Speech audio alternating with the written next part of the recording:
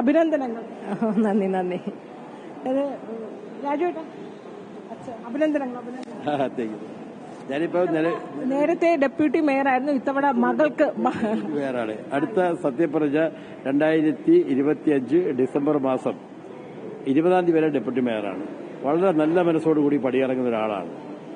എന്റെ വീട്ടിലൊരു അംഗമായി, കമ്മ്യൂണിസ്റ്റുകാരിയായി, വിദ്യാർത്ഥി നേതാവായി, യൂണിറ്റ് സെക്രട്ടറിയായി, ലോക്കൽ കമ്മിറ്റി സെക്രട്ടറിയായി, മണ്ഡലം സെക്രട്ടറിയായി, ജില്ലയുടെ ഭാരവാഹിയായി, AIYF-ന്റെ കുഞ്ഞിലെ ഈ ജില്ലയുടെ ബാലവേദിയുടെ ജില്ലാ പ്രസിഡന്റായിരുന്നു. AIYF-ന്റെ ജില്ലാ കമ്മിറ്റി അംഗമായിരുന്നു. AISF-ന്റെ സംസ്ഥാന കമ്മിറ്റി അംഗമായിരുന്നു. നിലവിൽ കമ്മ്യൂണിസ്റ്റുകാരിയാണ്. പട്ടം മെഡിക്കൽ കോളേജിന്റെ അതിർത്തിയിലെ ലോക്കൽ കമ്മിറ്റി മെമ്പറാണ്. കമ്മ്യൂണിസ്റ്റ് കുടുംബത്തിലാണ് ജനിച്ചത്. ഒരു പരിഗണനയും മറ്റു പരിഗണനയില്ല. ഒരു ഇടതുപക്ഷ പ്രവർത്തക എന്ന നിലയിൽ, ഒരു കമ്മ്യൂണിസ്റ്റുകാരി എന്ന നിലയിലാണ് പാർട്ടി ഈ തൃപ്തിരാജിനെ കോളേജ് ജീവിതത്തിൽ അങ്ങനെയായിരുന്നു. ഗവൺമെന്റ് കോളേജിൽ, വിമൻസ് കോളേജിലാണ് പഠിച്ചത്. ഗവൺമെന്റ് ഗേൾസ് ഹൈസ്കൂളിൽ പഠിച്ചു. അതിന് ചെറുതിലെ സെന്റ് മേരീസിൽ പഠിച്ചു. നല്ല കമ്മ്യൂണിസ്റ്റുകാരിയായി ജീവിക്കണം. കമ്മ്യൂണിസ്റ്റ് മൂല്യങ്ങളെ ചേർത്ത് പിടിക്കുന്ന ആളായിരിക്കണം. ജനങ്ങളെ ഹൃദയത്തിലേക്കുന്നവളായിരിക്കണം. അച്ഛന്റെ മകളായി വളരണം. അച്ഛൻ നാടിനു വേണ്ടി കാഴ്ചവെച്ചിട്ടുള്ളത്. എന്റെ മകൾ ജനിക്കുമ്പോൾ ഞാൻ ജയിലിലാണ്. ഞാൻ തിരുവനന്തപുരം സെൻട്രൽ ജയിലിലാണ് എന്റെ മകൾ ജനിക്കുമ്പോൾ. ഞാൻ എന്റെ മകളെ ലാത്തിച്ചാർജ് നടത്തുന്നത്, മകൾ സമരത്തിൽ പങ്കെടുക്കുന്നതും കണ്ട ഒരാളാണ്. ഇങ്ങനെ കമ്മ്യൂണിസ്റ്റ് മൂല്യങ്ങൾ, നാടിന്റെ ഐക്യവും സമാധാനവും ഭരണഘടനയും ജനാധിപത്യവും എല്ലാം ചേർത്ത് പിടിക്കുന്ന ഒരു നഗരമാണിത്. ഈ നഗരം ഒരു മനസ്സമാധാനവും ഇല്ലാത്ത നഗരമല്ല, മനസ്സമാധാനമുള്ള ഏക നഗരമാണ്. ആ നഗരസഭയിലെ ഒരു അംഗമായി ഒരു കമ്മ്യൂണിസ്റ്റ് കുടുംബത്തിലെ ഒരു അംഗം വരുന്നതിൽ ഏറ്റവും ഉയർച്ചയിലേക്ക് LLB സ്റ്റുഡന്റാണ്. അക്കാഡമിയിലെ ബിരുദം നേടാൻ പോകുന്ന ഒരാളാണ്. അപ്പോൾ അങ്ങനെ ഒരു അച്ഛൻ തീരുമാനിക്കുമോ പഠിച്ചുകൊണ്ടിരിക്കുന്ന ഒരു കുഞ്ഞ്? അങ്ങനെയല്ല.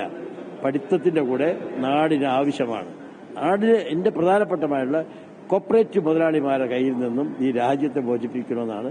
അതിന് രക്തസാക്ഷിയാകേണ്ടി വന്നാലും എന്ത് സംഭവിച്ചാലും, നിരവധി തവണ ജയിലിലടയ്ക്കപ്പെട്ട ഒരാളാണ് ഞാൻ. കുഞ്ഞിലെ ജയിലിലടയ്ക്കപ്പെട്ട ആളാണ്. അപ്പോൾ അത് കണ്ടു വളർന്നവളാണ് മകള്, ഭാര്യ, എന്റെ ഇളയ മകൻ, എന്റെ കുടുംബം. എല്ലാവരും കമ്മ്യൂണിസ്റ്റ് മൂല്യങ്ങൾ ചേർത്ത് പിടിക്കുന്നതായിരിക്കണം. അല്ലാത്ത പക്ഷം അതിന് ഒരു പ്രവർത്തകയായിട്ട് പോകുന്നതോട് എനിക്ക് യോജിപ്പില്ല. എന്തായാലും PK രാജു എന്ന് പറയുമ്പോൾ ഡെപ്യൂട്ടി മേയർ എന്നതിനപ്പുറത്തേക്ക് തിരുവനന്തപുരം ജില്ലയിലെ കറകളഞ്ഞ ഒരു കമ്മ്യൂണിസ്റ്റ് നേതാവാണ്. അത് എല്ലാവർക്കും സുപരിചിതനായ, അങ്ങനെയാണ് PK രാജു എന്ന നേതാവ് അറിയപ്പെടുന്നത്. അതുകൊണ്ട് അച്ഛന്റെ ആ ഒരു സൽപ്പേര്, അല്ലെങ്കിൽ അച്ഛന്റെ ആ ഒരു പ്രവർത്തന മികവൊക്കെ കണ്ടു തന്നെ ആയിരിക്കുമല്ലോ തൃപ്തി വളർന്നിട്ടുണ്ടാവുക. അതെ അതെ, കുഞ്ഞിലെ മുതലേ അദ്ദേഹത്തിന്റെ കരകളഞ്ഞ രാഷ്ട്രീയ പ്രവർത്തനം കണ്ടാണ് വളർന്നത്. കുഞ്ഞിലെ മുതലേ അദ്ദേഹത്തിന് സമര വീതികളിൽ നിന്നൊക്കെ ഈ രക്തം വരേണ്ട ഡ്രസ്സിൽ നിന്നൊക്കെ വരുന്നതും, പിന്നെ ഇപ്പോഴും ഞായറാഴ്ചകളിൽ പോലും അദ്ദേഹത്തെ എനിക്ക് വീട്ടിൽ കിട്ടാറില്ല. ഇപ്പോഴും നമ്മൾ തിരുവോണത്തിന് പറയിച്ച് തിരുവോണത്തിന് സദ്യ കഴിക്കാൻ കാണും, പക്ഷേ പിന്നെ ഉടനെ പോകും, എവിടെയെങ്കിലും പോകും. ഞാൻ അവിടെയാണ്, എനിക്ക് അവിടെ പ്രവർത്തനമുണ്ട്, എനിക്കിവിടെ കമ്മിറ്റിയുണ്ട്, അല്ലെങ്കിൽ എനിക്ക് വാർഡിൽ ഇന്ന ആളെ കാണണം, എനിക്ക് ഇന്ന സ്ഥലത്ത് പോകണം, ഇന്ന പാവപ്പെട്ടവരെ എങ്ങനെ ചേർത്ത് പിടിക്കണം, അല്ലെങ്കിൽ അവരെ എന്തെങ്കിലും സഹായിക്കാനും ഒക്കെയായിട്ട് ഓടി നടക്കുന്ന വ്യക്തിയാണ്. അദ്ദേഹത്തിന്റെ ഈ നിസ്വാർത്ഥമായ രാഷ്ട്രീയ പ്രവർത്തനത്തിൽ ഇൻഫ്ലുവൻസായി തന്നെയാണ് ഞാനും രാഷ്ട്രീയം എന്ന മേഖല തിരഞ്ഞെടുത്തത്. ഞാൻ കുഞ്ഞിലെ ബാലവേദിയുടെ ജില്ലാ പ്രസിഡന്റായിരുന്നു. പിന്നീട് ഞാൻ AISF, AIYF രംഗങ്ങളിലെല്ലാം, സംസ്ഥാന തലത്തിലെല്ലാം പ്രവർത്തിച്ചിട്ടുണ്ട്.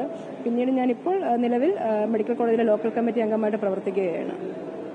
പ്രതീക്ഷിച്ചിരുന്നോ ഇങ്ങനെ ഒരു സ്ഥാനാർത്ഥി കൌൺസിലറായി മത്സരിക്കേണ്ടി വരുമെന്നൊക്കെ ഒരു സൂചന ഉണ്ടായിരുന്നു? ഇല്ല, ഞാൻ ഇന്നലെ വൈകുന്നേരം പാർട്ടിയുടെ ഔദ്യോഗികമായ അറിയിപ്പ് കിട്ടുമ്പോൾ മാത്രമാണ് ഇടതുപക്ഷ ജനാധിപത്യ മുന്നണിയുടെ സ്ഥാനാർത്ഥിയെ പട്ടം വാർഡിൽ എന്നെ തിരഞ്ഞെടുത്ത കാര്യം അറിയുന്നത്. എന്തായാലും എല്ലാ ആശംസകളും, ജയിച്ചു വരട്ടെ എന്ന് ആശംസിക്കുന്നു.